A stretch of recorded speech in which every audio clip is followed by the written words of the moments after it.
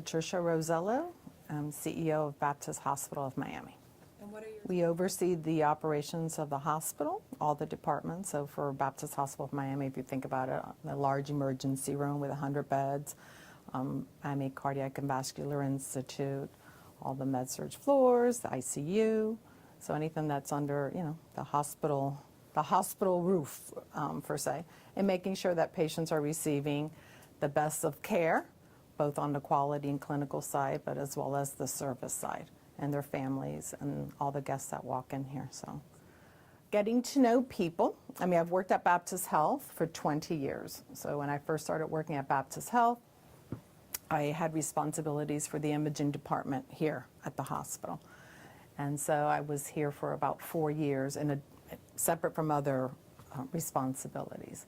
So really it's been 15, 16 years that I haven't been back into the hospital setting. So it's grown a lot, and I keep getting lost because it's a very large building.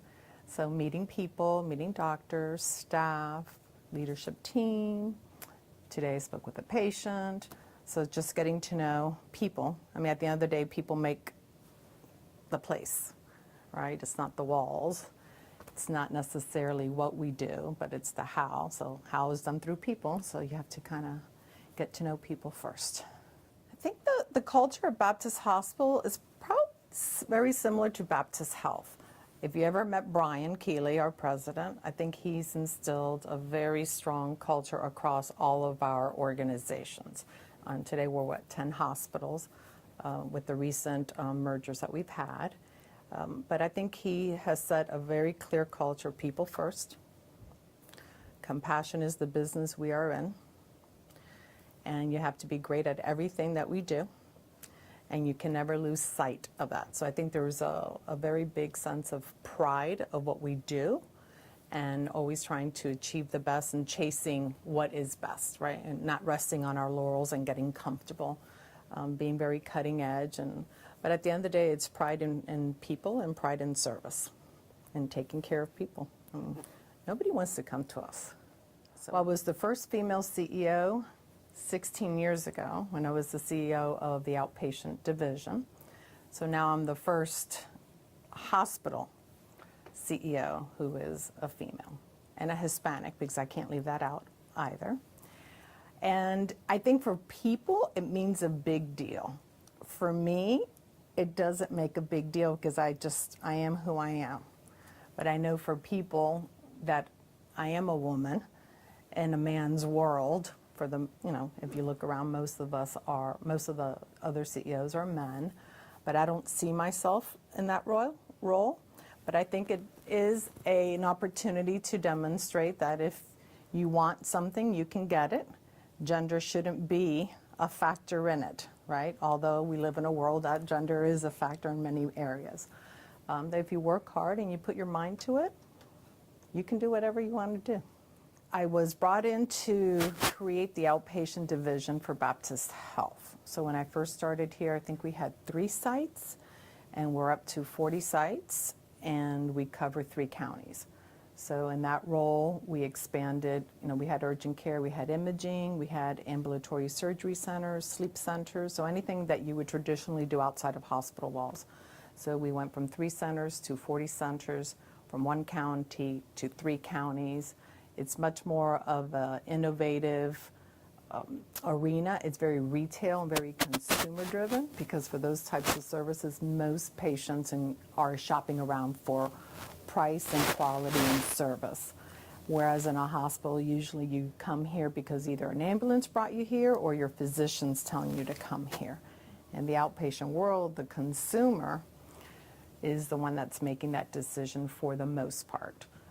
So they don't become a patient until they choose you, which is slightly different in the hospital. It's the other way around. So we grew a huge business over the last 20 years. I think it's going to be a combination of things. I think the hospital used to be the catch-all for everything. Now I think the hospital is going to end up being a place where really sick people go to.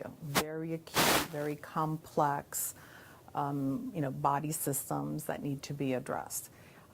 Whether it's cancer, stroke, open heart surgery, the days of the simplicities of healthcare happening in a hospital, it's becoming too expensive. So this is going to become a very sophisticated chassis to deliver very complex care.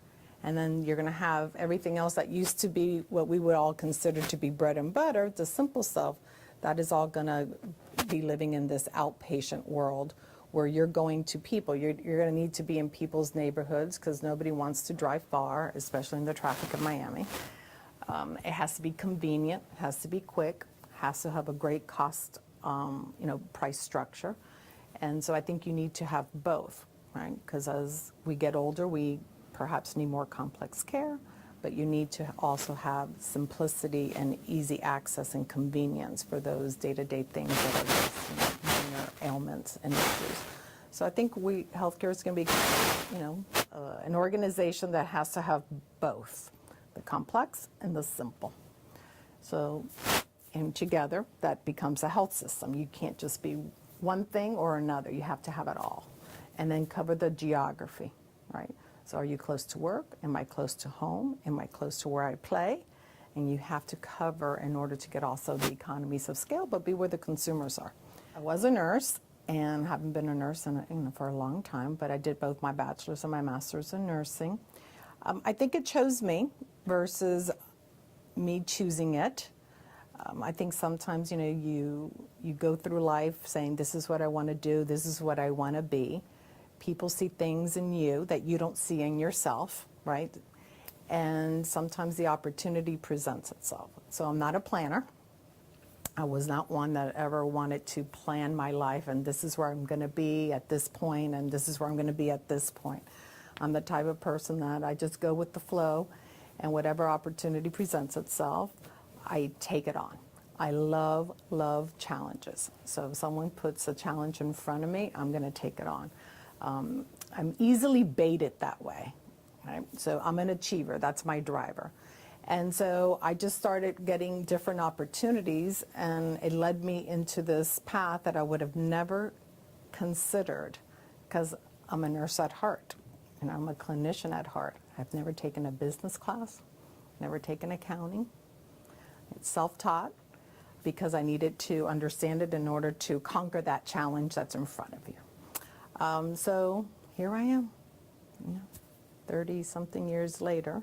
Who would have ever thought that I would be here? But it happened.